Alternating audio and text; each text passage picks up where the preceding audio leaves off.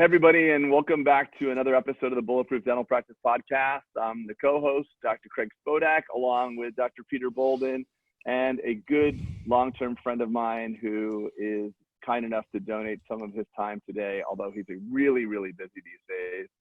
Ali Oromchian, the attorney and founder of HR for Health. Ali, good to have you here. Thanks, Craig. Yeah, thanks, Pete. It's a lot of fun to be here. Yeah, we thought it was timely. You're jumping in front of a line of podcasts we were going to deploy because it's you've got the answers to a lot of our colleagues' questions right now regarding HR and our employment, and I'd love to hear some insight of some questions that you've been getting. But we wanted to kind of do an emergency broadcast, if you will. Yeah. And just in full disclosure, I'm a paying client of HR for Health since they founded it like 6-7 years ago. Next time you see me, you owe me dinner, man, because I've been a happy customer for a long time. And of course, now everybody, the most common question I am getting from everyone is, what are we doing? What are we required to do? How do we pay our employees full-time, part-time, salary? Layoffs, furloughs. My God, hourly, we're going to be busy today. These are some of 1,000 questions that are popping up because it's a crazy time on so many different levels. As a country, we're under attack, but then what's happening really is that our practices are being attacked as well, because right now, the virus and the rules that came down from the ADA and various states is forcing a lot of us to close our offices. It's forcing us to, tell our employees, hey, we're not going to be open for the next 3 weeks, 4 weeks, maybe longer. So it's a scary time because all of these things combined puts us in a really kind of hard position, and HR is at the center of it because, as a community, in the dental community, dentists are very, very focused on their teams. They know that to do amazing work in dentistry and to provide the customer service that, Craig, you do at your office, Pete, that you do at your office, you need your team. And so you don't want to lose your team during this time and let them be part of that 20% of the population that's going to go unemployed. So the question is, what do you do, right? Like, how do you take care of them, and how do you make sure they're not, they don't just leave? And so there's a lot of questions that come from that, and so I'll tell you, and you guys, feel free to ask questions as we kind of jump into it. But the big question that I get is, can my team get unemployment? And the answer to that is absolutely. You do not need to fire them for them to get unemployment. In almost every state, you can apply for basically a closure of the business. Or unavailability of work. They go by different definitions, but you can pick one of those two things, whether it's I'm closing my office because I don't have business, or it's mandated that I close my office, or something of that nature. And you can keep your team employed although they're not working, and they can get unemployment. So that is by far the best solution. Go ahead, Pete. No, I was saying that's great. That's great intel, honestly. Yeah, we had no idea. I had no idea.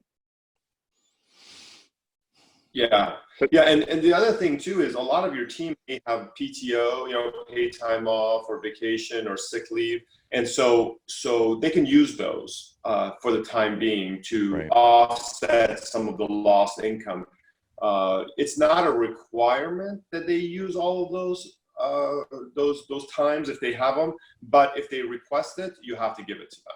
So what we're telling a lot of employees is that talk to your doctor, communicate with them, see if you do have PTO or sick leave or vacation, use that if you can for a period of time, and then when that is finished, which maybe 3 days, maybe a week, then go on unemployment immediately so that you can get some of your wages covered. So.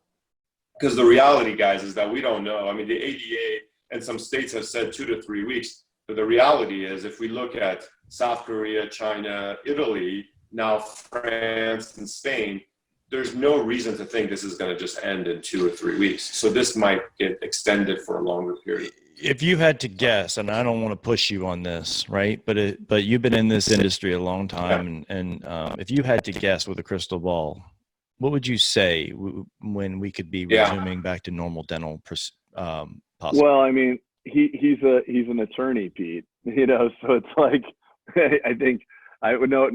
I know there's a doctor before a Juris Doctor, but it's. I mean, as a game, yeah. Why not guess? Guess for us, Ollie. Tell us.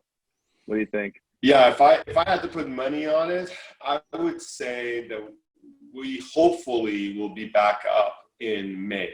I think May, you know, we're going to start seeing patients getting more comfortable. Yeah, getting more comfortable getting back in. And that's a totally artificial date, as Craig said. I mean, I'm just kind of making it up. Of course. But the reason I say 6 weeks, based on sort of just what I've seen happen, is that we were a little bit faster than Italy, which is good, but we weren't, you know, we're not so fast that, you know, we're going to just open up in 3 weeks. Because here's the thing, guys, what's going to happen is that now that the news is about this 24/7 and people are starting to really be concerned, and even this morning before I got on, you know, I was reading some reports that they found that the virus is in the air, can be maintained in the air. So, you know, in a business where you're all about, you know, air particles and, you know, there's water flying around and there's spit flying around and there's all this aerosol,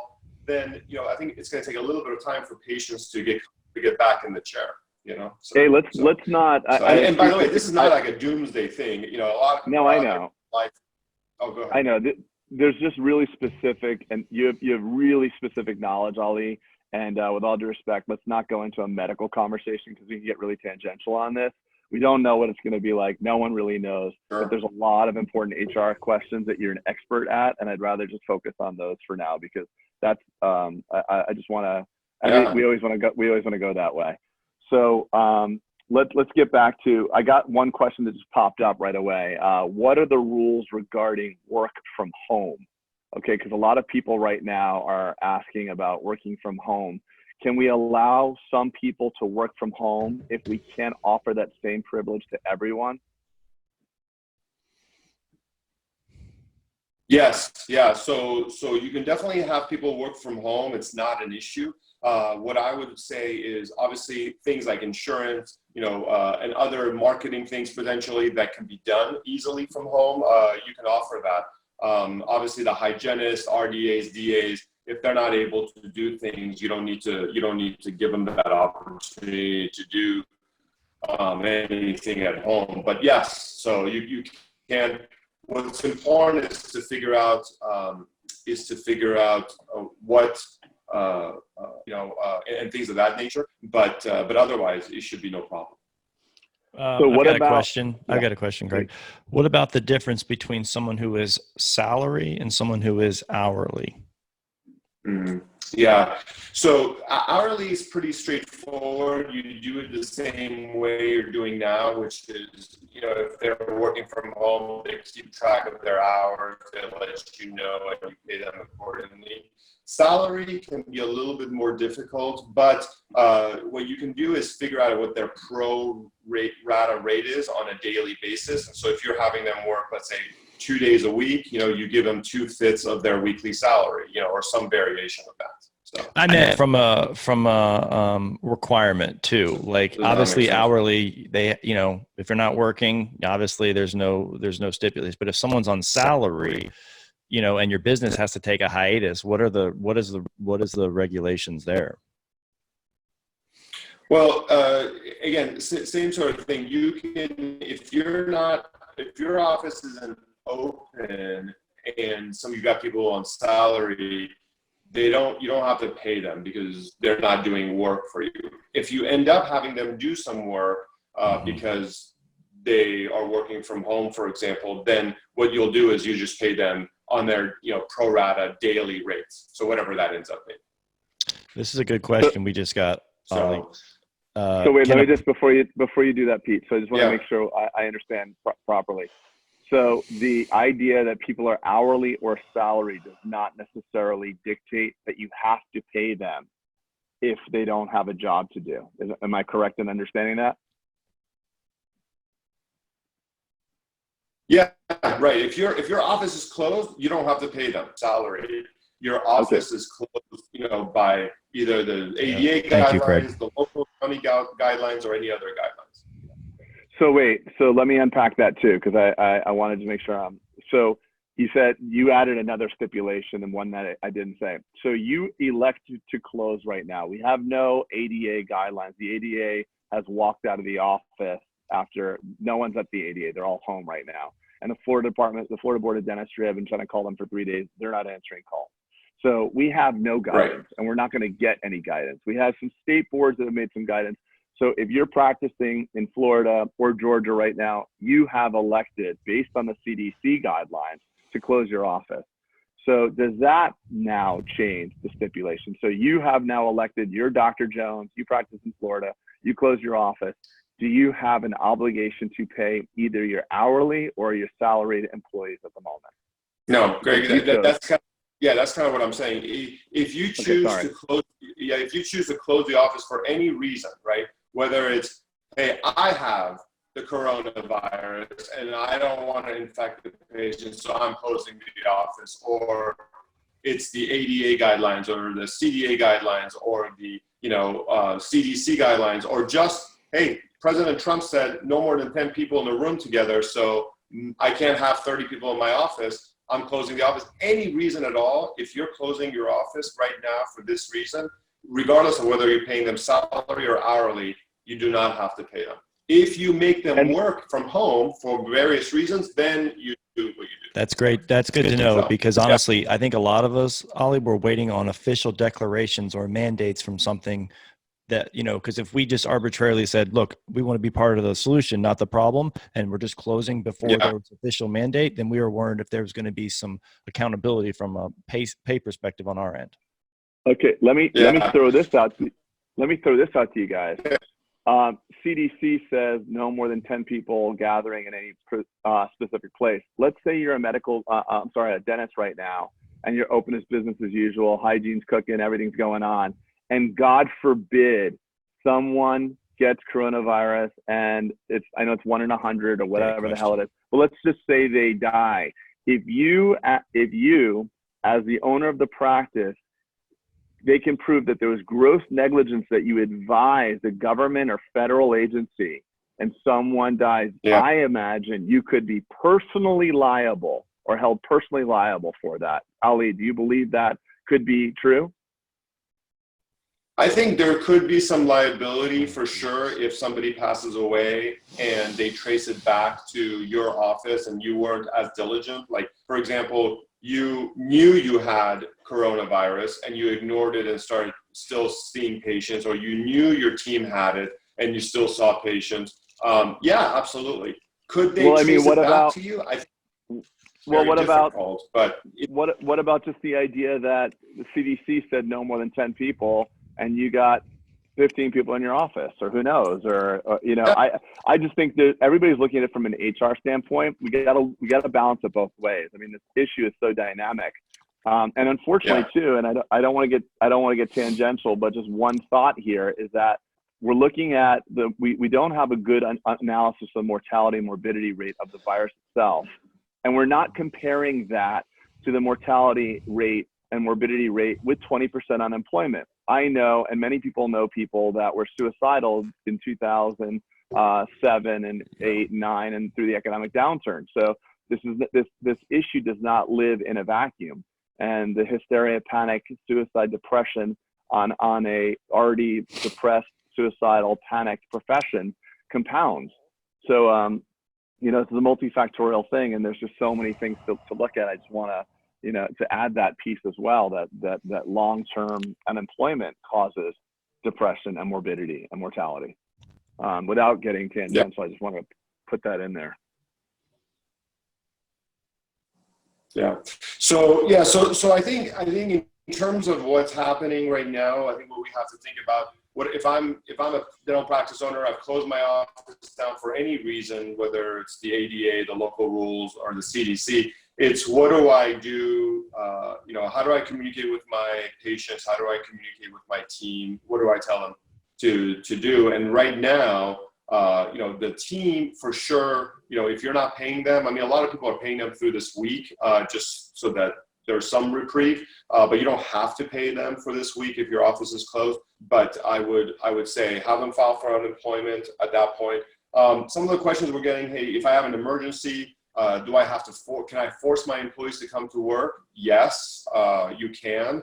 You can have 1 or 2 employees there to help you with an emergency. But one of the things, and I talked about this the other day, I think during these times of crisis, it's important to also be flexible. And so if you've got either an older employee or someone's like really nervous about coming into the office, just let them not come and try to find someone else who is willing to come in.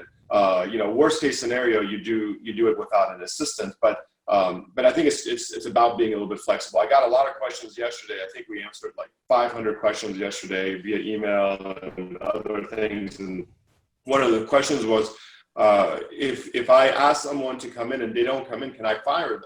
And the answer to that is yes, technically, because you're giving them a job and employment, and they're not coming in or they're refusing to work. But we are highly recommending against terminating employees right now. I think it's a bad move, from a morale perspective. Legally, it may not, be done correctly. So I would just be very, very careful. Ali, can we get into some questions here because they're stacking up even in our mastermind? Can a practice owner who is on W-2 apply for the same unemployment benefits? Is there any downside for that? Yeah, great question. So as a W-2 employee of your own, either PLLC or corporation, you can file for unemployment. You have to be very, very careful because they look at business owners with sort of a skeptical eye. So make sure you answer all the unemployment questions truthfully. Don't even skirt, a little bit. Don't go into the gray. Answer them truthfully, because unemployment fraud is a real thing, even though you're not trying to commit that. If you answer something wrongfully, untruthfully, and try to kind of squeeze yourself in, they might kind of hit you over the head with it. So the answer is yes, you can apply for it. Okay. I'm typing some of these out just in case people, okay. Sure. And then Craig, okay. Sorry, go ahead, Pete. No, saying, Tish has a question. If we are open, go ahead.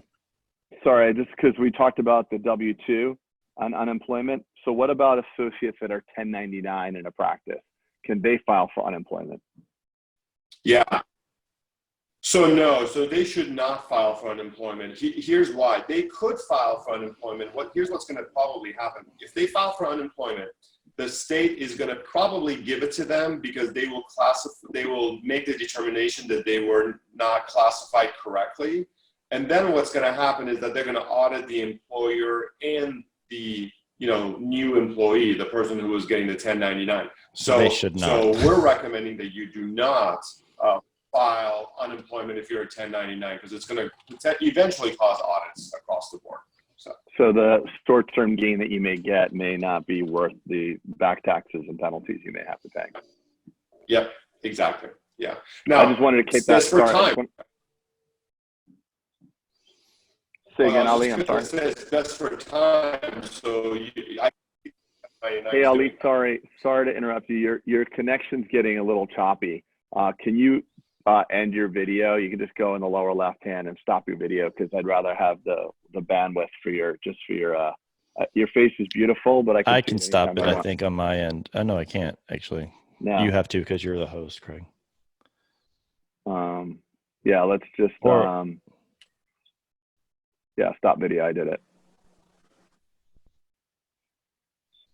Ali, can you hear us now? We'll edit this part out. There we go. Okay. No, it's fun. Yeah, it's fun. No one cares right now. Yeah. Yeah. Zombie apocalypse. We get special rules. Yeah. So got it. Okay. So Ali, sorry, go ahead. We were talking about, no, the question was finished. Let's go to the, so 1099 do not, because it'll cause some liability and potentially open you up to audits in the future. So recommended do not. Yep. Next question I've got: if we're open for emergencies, should we have patients sign waivers? And does that hold any merit from a liability aspect, right? Yeah, no, I mean, you could if you wanted to have them sign a waiver, but it doesn't really, it probably won't hold any legal strength at all. The reality is that if you have the virus, or you've been exposed to the virus, or you've been around someone who's got the virus and you know it, you shouldn't be treating that patient even on an emergency basis. So does a waiver help? It doesn't hurt, but does it help? Probably not. Okay. Yeah. All right. So the next one is Dwight. If we expect the Families First Coronavirus Response Act, HR 6201, does this extend FMLA to all employees under 500 employees, or offices under 50 employees still not responsible for FMLA? My understanding is that you can still request an exemption to the state that required pay of 10 weeks leave to employees would bang. The question just disappeared on me when another question came up. That was a long one. I'm sorry. I can finish it. To the state, to the employees would bankrupt the business. Please advise on the implementation of this act for all size of business under 50 to 100. 50 and above, I guess. Under 50. Yeah. 50 above, yeah. So guys, the paid sick leave, rules that they're looking to pass is not law yet. It's called the Family First Coronavirus Response Act. Hey, Ali, I'm sorry. It's kind of like Ali, guessing when dentists can open again. Ali, we're having so much trouble hearing you. Let's just take a 1 minute pause. Yeah. So this new thing is called the Families First Corona Response Act. The issue is that there's a lot of information out there, and some of it is misinformation about truly what is going to be covered. The reason it's not law yet is because there's a lot of negotiations back and forth between the different sides of Congress about what's going to be included. What we know is that there's going to be some paid time off, some sick leave for employees of offices less than 500 employees, which obviously will include almost all dental practices. Mm-hmm. But what's being negotiated, and this is one of the things that is causing it to be delayed, is that the Republicans want an exclusion for businesses with less than 50 employees, because they're saying if we don't have that exclusion for employees or employers with 50 or less, then it's going to put out of business a lot of businesses, because the cost is going to be so great. And I agree with that. I mean, I think it's going to be very, very costly, because it's not just 2 weeks. They're also thinking about adding additional benefits that could, if someone has been infected by the virus or has children in school who are wow. Or if they've been even around someone who has been infected by the virus, could actually ask for up to 3 months of leave, which is going to be And so businesses of less than 50 employees, most of them, if this goes through, wouldn't be able to survive. And if it went through, and we're talking about months and months and months, you wouldn't be able. You'd be forced to. What would happen at that point? So let's just go down that. So let's just say the Republicans don't get their way, and we get passed with a bill that we have to pay for the dental offices out there, because most dental offices that are listening to this don't have near 50 employees. No, not that's right. But if that exclusion doesn't occur, I'm expecting it to be an absolute wreck in terms of closure of dental practices for the foreseeable future, because somebody can go 2 weeks, a month with paying their employees, but the reality is that once it goes beyond that, if the offices are closed and there's no patients coming through, there's not that revenue left when you're thinking about high rent, high mortgages, high payments to the bank for their dental office loans. I mean, it's crazy. I mean, and the amount of calls that we've gotten over the past, 48 hours from dentists who say, look, I'm not going to be able to afford my rent, in 60 days, I'm not going to be able to afford my loan, is astronomical. And that was without having to pay employees for being on leave.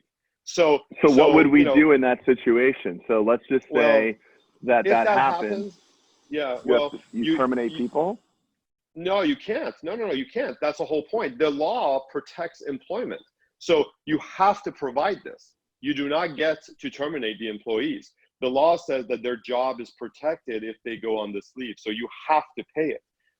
There's, the scary thing is, dipping into, savings and things of that nature, complete closure of the business, which would be disastrous.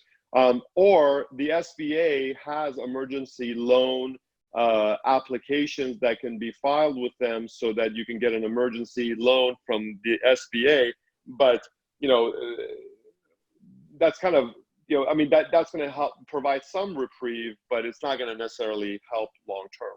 So I just don't understand how that law could be acceptable by any political party, because the effects of it, the spirit of it is fantastic. I love the idea. Yeah, but how does that, in application, it's long term? 95% of people in America, again, correct me if I'm misquoting the statistic, but the majority of people, let's not use a number, the majority of people in America are hired by businesses with less than 50 employees. That's right. Yeah, I don't know the percentage, but yeah. That's why. See, Craig, you're. That's exactly why they are trying to pass this law, because if they don't, and the virus continues, and to Pete's question in the beginning, when do we think we're going to open? Nobody knows. And so if this 2 weeks turns into 6 weeks, it turns into 2 months or more, all those people are going to be without a job. All those people are going to be without pay. And how are they going to survive, and so on and so forth. That's what they're trying to fix, except that they're going to potentially, if the law gets passed without this exemption, by the way, we're talking about it without the exemption of 50 or less. Without the exemption, it would be, I don't think small businesses could survive.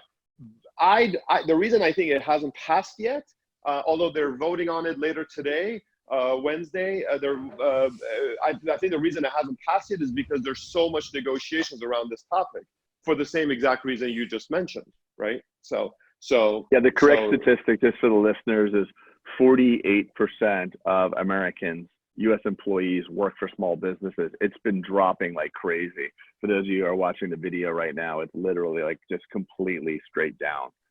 It used to be a majority just in the early 2000s, and now it's 48%. But still, at 50% of the workforce, that would be, it would just crush small business. Yeah. Wow. But here's the thing: it's important not to, it's important not to panic right now, because it's not the law yet or whatnot. I would be shocked and absolutely just blown away and disappointed by our leadership if they didn't put this exclusion for 50 or less, because I think people know that it would destroy small business. So either that, or what it'll do is it'll force dental practices and optometry practices and veterinary practices and medical practices and dry cleaners right, exactly. It'll force everyone to open, and because you got to make money to pay your employees, it'll force people to open, and then in theory the spread of the virus continues because of aerosol and everything else. So yeah. Wow. Yeah, so Dwight just says they're claiming that the business, even if it's 50 to 500 employees, would be required to pay 10 weeks of paid leave. Yeah, it doesn't take a long time to figure out the average dental overhead for salary, staff and salaries is 25%. And by the way, medical payments, medical, you have to continue paying for, medical premiums, correct? You can't. So that's quick math. That's right. You can do quick math to figure out. They tell us, businesses' advice is to have 2 months of operating expenses or 1 or 2 months of operating expenses. But if you have that and you're not making any money, you know, you can quickly do the math of how long it would take for most small businesses to go broke. That's crazy. Let's go to more positive stuff that we can work on, because we can't do anything about that legislation right now. Well, I don't really understand. So between 50 and 500, they could mandate that you have to give 10 weeks of paid leave, but under 50, you do not. Is that right? Yeah, it's FMLA. That's what we're hoping. Okay. That's what we're hoping. Yeah. Well, it's not. Yeah, I mean, don't think about it. Yeah, don't think about it as FMLA. You know, think about it as the Families First Coronavirus Response Act. That's the new law that's going to get passed. And that and Pete, we don't know the details yet, but in theory, that's right. That's what's being discussed. And by the way, funny enough, and Ali, correct me if I'm wrong here, but let's just say you have 4 practices and each are owned on separate corporations, and it totals 55, and the legislation is 50 or more. You'd be tied to that law, correct, Ali? Yeah, that's right. Even though they're separate corporations, they count as one. They do, yeah. As long as if you own 50 or more percent of any corporation, you have to pool all of those employees together. Yeah, that's right. So if you have 5 small practices and they only have, 12 or 13 people each, and you own 51% or more, that means you as well, FYI. I mean, that's an important, people don't think that. People always think it's just, well, yeah, I have 12 employees, but I have 5 different. So that's a big one there. It is. Yeah, no, that's exactly right. Yeah. I got one here. According to SHRM, exempt employees must be paid for the work week if they work any portion of that week. Is that true? Not if it's a closure like this. Not if it's a closure like what we're talking about here. Remember, the federal rule. Every state, it might be a little bit different. But if we're talking about a mandatory closure like this, if you pay them a pro rata, for the week, you should be okay. Now, remember, a lot of people, right? That's the technical rule. A lot of people will pay for the rest of the week if the employees have worked, on any part of it, just because of goodwill and morale and whatnot. And we are recommending that. But if you really cannot, then you just cannot.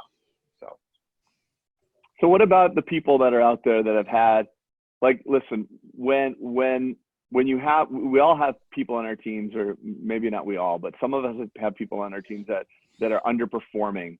And there's been conversations 2 and 3 and 4 months ago, is Joanne really doing a good job here at the office? What should we do? Let's get a plan to kind of take that position away.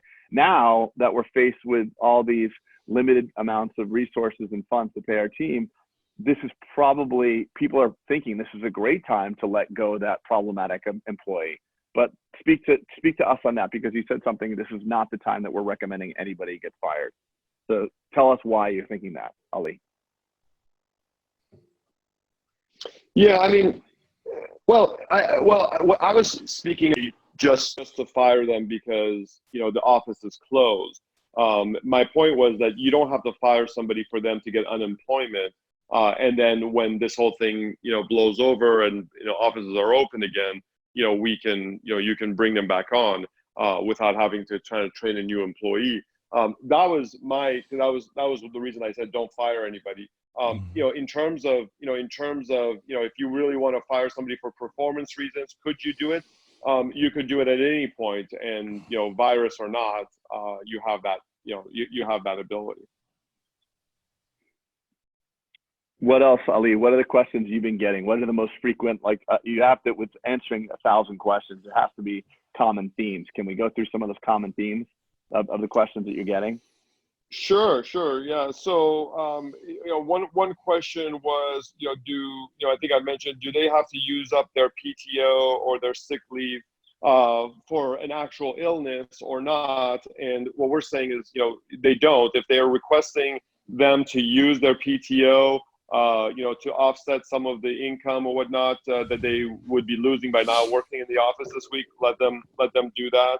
I think, remember PTO and sick leave, PTO and vacation are considered earned wages. what that means is that they've already earned it. It's their money. So if they want it from you, just go ahead and pay it out. And then they can go file for unemployment. Some other questions we get is, do I need to terminate my hourly employees and then rehire them for unemployment benefits? I think we answered that. You do not. Can an owner file for unemployment? Yes, an owner can. If someone is diagnosed as positive, do we have to close the office completely? The answer to that is yes. And you want to notify all the patients that person came into contact with or came and was treated in the office. And so, I would definitely recommend that as well. We actually have a resource for everybody. If you email compliance@hr4health.com, compliance@hr4health.com, we will give you some sample letters to send to the staff and the patients and the community that we've put together. So if you guys are interested in something like that, just email that and say what you heard this podcast or whatnot, and you want that, and one of our team members will email it to you. That's a good way of kind of communicating with the team about what their options are, in terms of unemployment or whatnot. So, and Ali, it's interesting intersection to exist in a place where government may mandate we shut down, or at least CDC. When I say government, it's not the Department of Labor, but CDC says you should shut down, and then another branch of government's like, oh, by the way, you're going to pay everybody, and so you're completely bankrupt, and the employees will have no place to go back home to. Yeah. And just so you know, but just so that we're, just to complete the circle, the government is saying that they will be providing tax credits and various other things to help small businesses who have to provide the sick leave and other, paid time off. But the reality is that I think, as everyone here probably is assuming, that one won't cover the entire dollar amount that's being paid out, and two, that it probably will be too late. In other words, it's a timing issue. It's a cash flow issue. I'm not worried about what I'm not worried about the government may give you SBA loans and may give tax credits, but we know how efficient the government is at getting things done like that. The private sector will be efficient. We'll be writing checks, and the government will take time. It always is a cash flow. You can have a successful business that runs out of money just because of cash flow. Right. That's exactly right. Yeah. Well, one other thing too is like, I'm hearing people say like, I'm going to stand by my team, and people are wanting to just do the right thing. And from a psychology standpoint, what are your thoughts? Well, from a psychology standpoint, my thought is, rather than just giving out checks, what about advancing PTO? Like saying, hey, I'm going to give great question. 5 to 10 days of PTO, and you'll owe it back, with the idea that people could walk, but at least it's not a freebie. It's like, we're going to advance it. Is that legal? Not legal? Not a good idea? No. It's totally doable. It's totally legal if you want to do it. That's out of your own generosity. What you could have people go in the negative with PTO or vacation, with the thought that when business opens up again, they will kind of quote unquote pay it back by earning it over the next year. That's totally fine. You just have to be ready with the possibility that they don't come back, right? They find another job. They the office, you fire them, a variety of reasons, right? But yes, you can advance if you'd like. What do you think as far as an idea? You like that idea? You don't like? I mean, I know I'm saying from a legal standpoint, not from a PR and a risk standpoint. From a legal. No, I think from a legal, it's fine. From a legal, there's no harm in doing it. But from the legal, there's no harm in doing it. But here's the only caveat to that: if you're going to do it, you got to do it for everybody, right? You can't. Well, you can't do it for But like what I'm saying is, due to the terms of your employment and the tenure, Mary may have 5 and Joanne has 10. Can you advance them you'd have to advance them all the same amount, or it would be specific to your employment policy or your employee handbook. You can decide the formula that you want to use, Craig, for doing it, but the formula should be the same for everybody. So you could say, hey, if you were entitled to 5, we're going to double it, right? Or whatever you're entitled to, we're going to double it in terms of what you can go into the negative. That way, if somebody earned 3, they go 6. Somebody earned 5, they go 10. The formula should be the same, even though the final number will be different. Okay. Does that make sense? Got it. Yeah. What is a furlough? What does furlough mean? What does that exactly mean in legal terms? Well, every state is a little bit different in terms of how they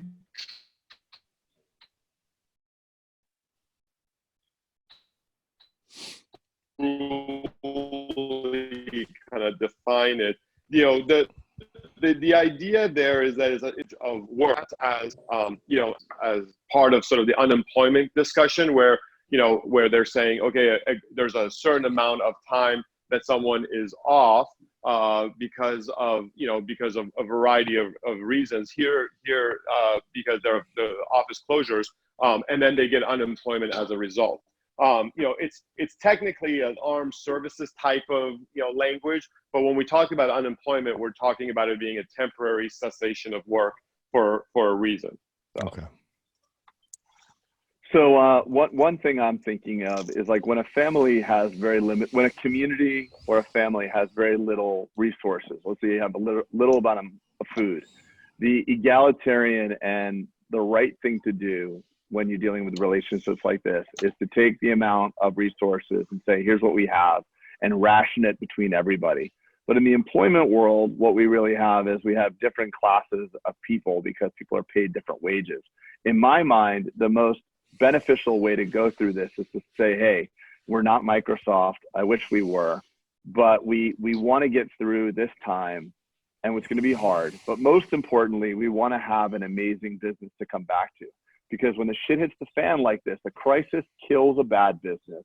A decent business will survive, but an amazing business will expand through this crisis. So one of the fuel that runs business is finance, is money. So in theory, my thought is to have a conversation with the team to say, hey, we've got this much, even though Joanne, you make $100 per this, for this task, and this one makes $10. Can we legally say everybody's going to get an alternate rate for work done at home, or alternate rate for work done in the office? Like hygienists who are normally accustomed to making 2x maybe have to make X if they can work from home or work in the office in a limited capacity. Is that legal to do these things? Bernie would say yes. Yeah. Absolutely. Yeah.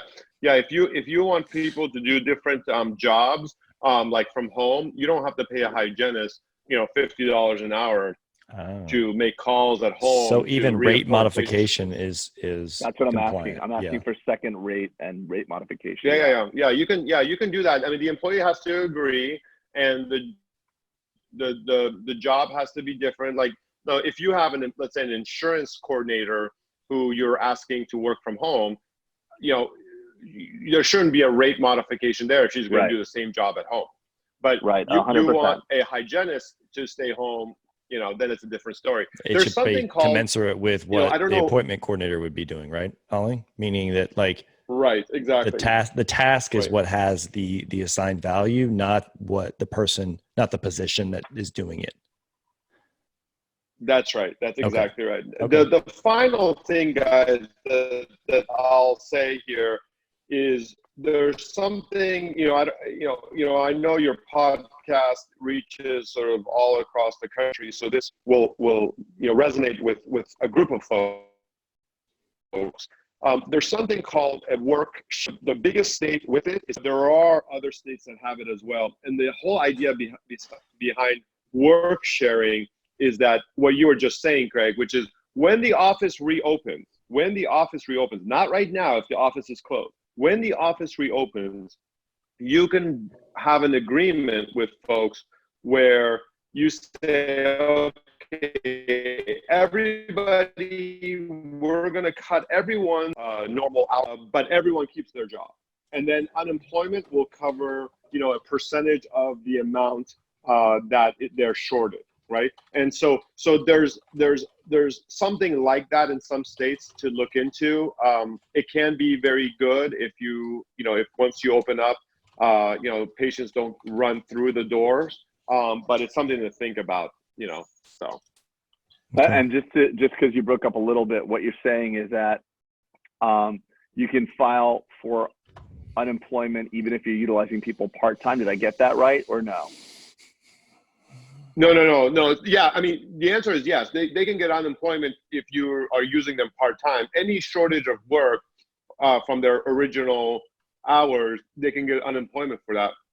This is something on top of that called work sharing unemployment, which some states have. So. Okay, understood. And that's state by state.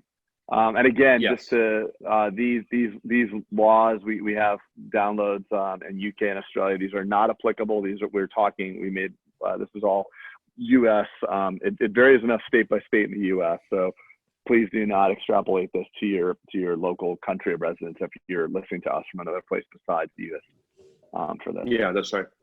Well, guys, listen, I have to jump off, yeah, but man, I want thank you so much, I want to tell you guys, feel free to get that resource if you want, compliance@hrforhealth.com. Feel free to email me questions.